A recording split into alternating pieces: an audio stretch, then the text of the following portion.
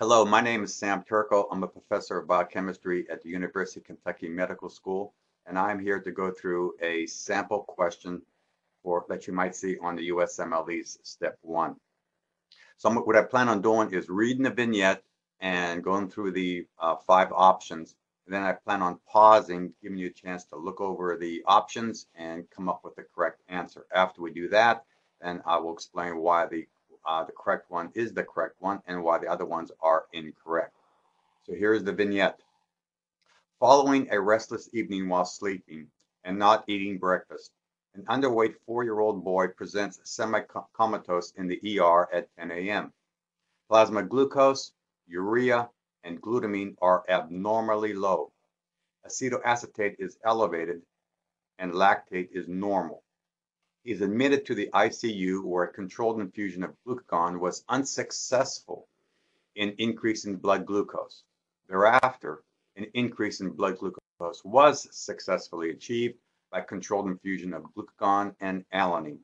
Which metabolic process is most likely deficient in this child? Option A, adipocyte adipose tissue lipolysis. B, hepatic gluconeogenesis. Option C, hepatic glycogenolysis. Option D, skeletal muscle glycogenolysis. Option E, skeletal muscle proteolysis. So I'll pause for about 10 to 15 seconds.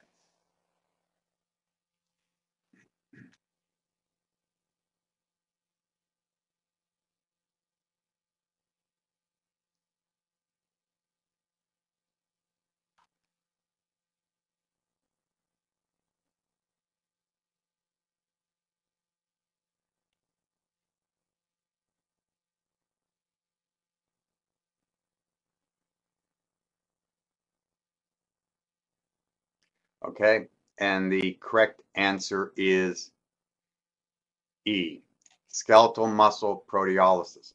Now, before we talk about why that's the correct answer, let's go through why the other 4 options are incorrect.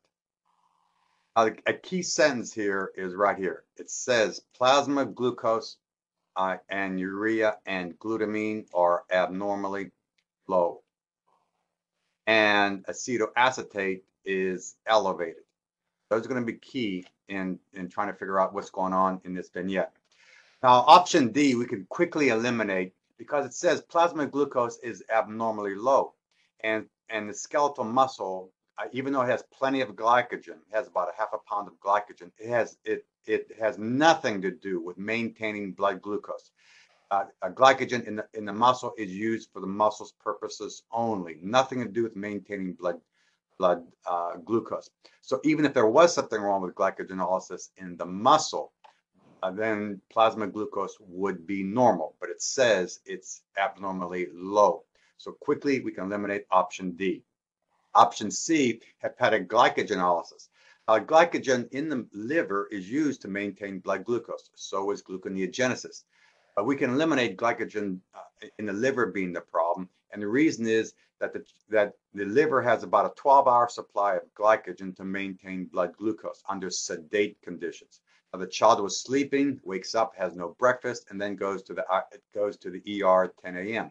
By that time, glycogen would have been long gone, and gluconeogenesis should have kicked in to maintain blood glucose.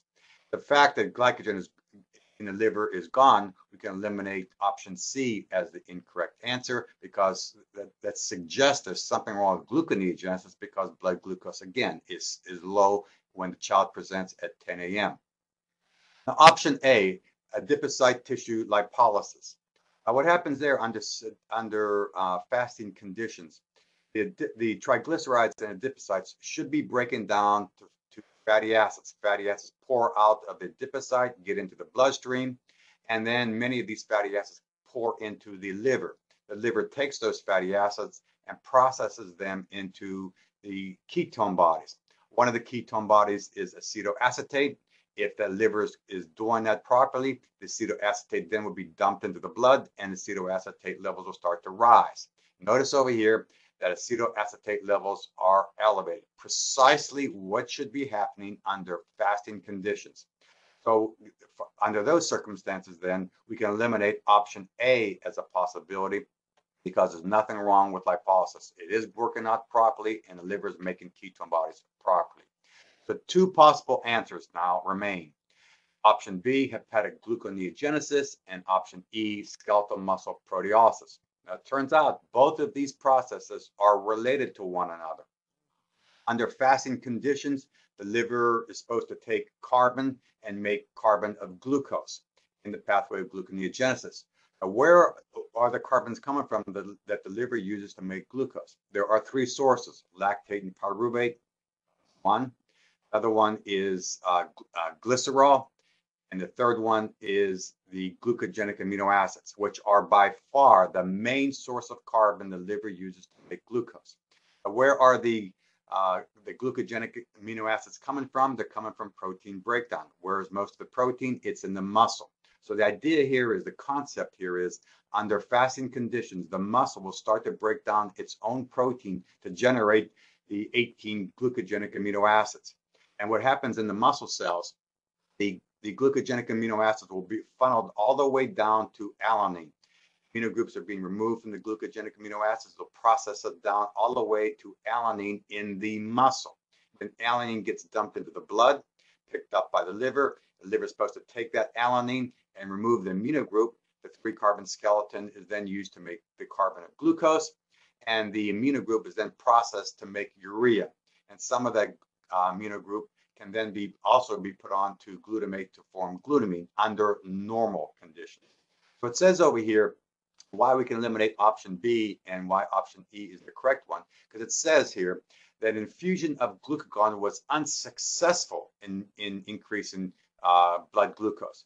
By the way, glucagon, one of its functions is to go to the liver and turn on gluconeogenesis. So if the pathway is working properly, you add glucagon, it should make glucose, but it says it was unsuccessful. Now, why was it unsuccessful? One possibility is the pathway is defective, but another possibility, and this is the key one here, it was successfully achieved by the controlled infusion of both glucagon and alanine. Glucagon is turning on gluconeogenesis in the liver, and the pathway is then taking alanine, removing the amino group to take the 3-carbon skeleton to make glucose. And then the alanine is supposed to be processed to make urea as well as glutamine. But it says plasma glucose, urea, and glutamine are abnormally low.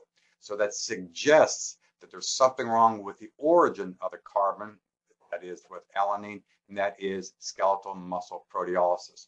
But if it happened properly, then the alanine would get dumped in the blood, picked up by the liver, and glucose would be maintained.